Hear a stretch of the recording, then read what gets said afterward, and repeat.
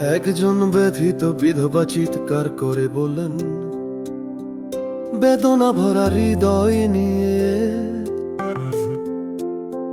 আমি আমার স্বামীকে হারিয়েছি। আমি প্রভুর সেবা করেছি, এখন পাওনাদার আমার ভালোবাসা কেড়ে নিচ্ছে। কিন্তু ঈশ্বর বিশ্বস্ত, তিনি কখনো ব্যর্থ হন না। যারা তার উপর নির্ভর করে তাদের কান্না শুনুন। এমনকি শূন্যতার মধ্যেও, আপাত অভাবের মধ্যেও তার শক্তি প্রকাশিত হয়েছে, তার অনুগ্রহ আমাদের জন্য যথেষ্ট। ফুলদানি আনুন, অনেক ফুলদানি দ্বিধা ছাড়াই, তেল বইবে উপচে পড়বে।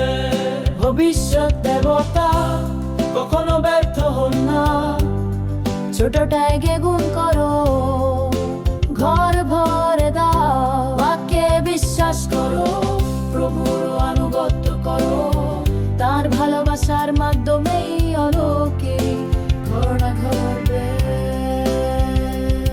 তোমার ঘরে কি আছে? নবী জিজ্ঞাসা করলেন। শুধুমাত্র সামান্য তেল বাকি আছে। যাও, পাত্রগুলো নিয়ে এসো, কারো কাছ থেকে ধার নাও।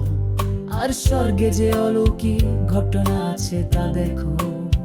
তেল ফুরিয়ে না গিয়ে প্রবাহিত হলো প্রতিটি পাত্রে আশীর্বাদ আসার কথা।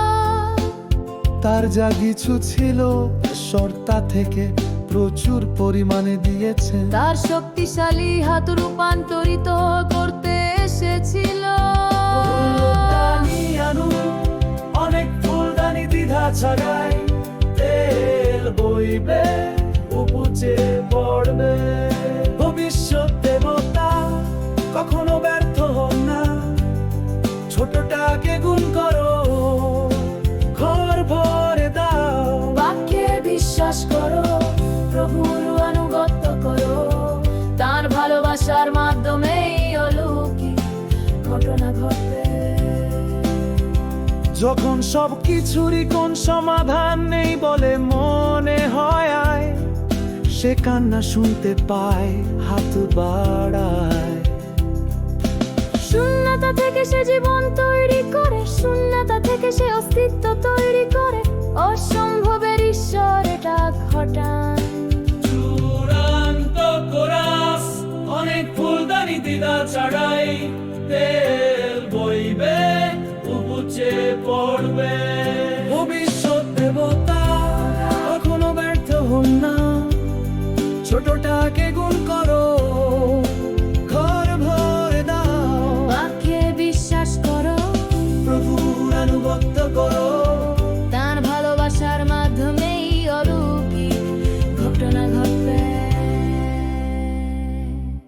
পাত্রগুলো ফুরিয়ে গেলে তেল বন্ধ হয়ে গেল, কিন্তু ঈশ্বরের করুণা কখনো শেষ হয় না।